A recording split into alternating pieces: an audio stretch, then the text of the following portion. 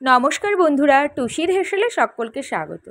চলে এসেছি আজকে আবার নতুন একটা রেসিপির সাথে। আজকে দেখাবো ঘরোয়া খুব সাধারণ একটা রেসিপি, লাউ শাকের রেসিপি দেখাবো। কীভাবে আমি লাউ শাকটা রান্না করলাম সেটাই তোমাদের সঙ্গে শেয়ার করব।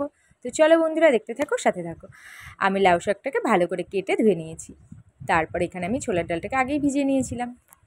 এখানে আমি আলু কেটে নিয়েছি, লঙ্কাগুলো কয়েকটা চিড়ে নিয়েছি, তেজপাতা আর এখানে পাঁচফোড়ন নিয়ে নিয়েছি, আর কয়েকটা আস্ত লঙ্কাও এখানে নিয়ে নিয়েছি।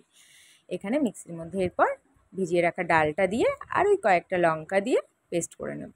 পেস্টটা আমি পুরোপুরি করিনি, ওটা আধ ভাঙা করে পেস্ট করেছি। তারপর কড়াই গরম হলে কড়াইয়ের মধ্যে এদিকে আমি অল্প তেল দিয়ে নিয়েছি। খুব বেশি তেল দিইনি বন্ধুরা, দেখতেই পাচ্ছ, খুব সামান্য পরিমাণে তেল দিয়েছি এখানে। তারপর তেলটা গরম হয়ে গেলে তেলের মধ্যে আমি তেজপাতা আর পাঁচফোড়ন সোমবার দিয়ে নেব। তোমাদের কাছে যদি হিং থাকে তোমরা একটু হিংও দিতে পারো, আমার কাছে ছিল না, সেই জন্য আমি আর দিতে পারিনি সেদিন। তারপর এর মধ্যে চিড়ে রাখা কাঁচা লঙ্কাগুলো দিয়ে একটু ভাজা ভাজা করে নেব। ভাজা ভাজা হয়ে আসলে কেটে রাখা আলুগুলো এরপর আমি এর মধ্যে দিয়ে দেব। আলুগুলোকে এরপর একে একে ছেড়ে দিলাম, দিয়ে ভালো করে নেড়ে ছেড়ে নেব। আলুগুলো ভাজা ভাজা হয়ে আসলে তার মধ্যে আমি লবণ দেব পরিমাণ মতন, আর দিয়ে দিয়েছিলাম হলুদ। তারপর দেখতেই পাচ্ছ ভাজা ভাজা হয়ে এসছে আলুটা কিছুটা।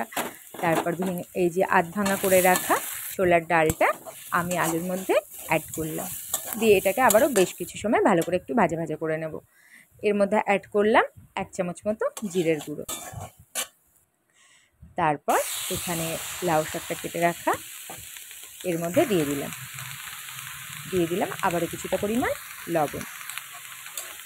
এরপর এটা ভাপে ভাপে গ্যাসটাকে স্লো করে হতে দেব। বেশ কিছুটা সময় হয়ে এসছে, এর মধ্যে আমি একটু জল অ্যাড করব। যেহেতু খুব সামান্য পরিমাণে তেল দিয়ে রান্না করছি, তার জন্য এর মধ্যে আবার একটু জল দিলাম, না হলে ভালো করে সেদ্ধটা ঠিক হচ্ছিল না, তার জন্য। তারপর এখানে আমি দিয়ে দিয়েছি একটা টমেটো কেটে, দিয়ে এরপর গ্যাসটাকে স্লো করে ঢেকে বেশ কিছুটা সময় ধরে এটাকে হতে দিয়েছি। ব্যাস হয়ে গেছে লাউ শাক রান্না। খুব কম সময়ে খুব চটজলদি একটা রেসিপি, তোমরা বাড়িতে কিন্তু একবার অবশ্যই ট্রাই করতে পারো, খেতেও কিন্তু খুব ভালো লাগে। নামানোর আগে একটু চিনি দিয়ে নামিয়ে নিয়েছি। তো কেমন লাগলো বন্ধুরা রেসিপিটা অবশ্যই কিন্তু জানিও। যদি ভালো লেগে থাকে তাহলে লাইক কমেন্ট করে দিও, আর একটু শেয়ার করে দিও সকলকে দেখার জন্য। খুব ভালো থেকো বন্ধুরা, সাথে থেকো, পাশে থেকো। যারা এখনও পেজটিকে ফলো করোনি তারা অবশ্যই পেজটা ফলো করে দিও, আর যারা ইউটিউব থেকে দেখছো এখনও সাবস্ক্রাইব করো না, করে দিও। টাটা।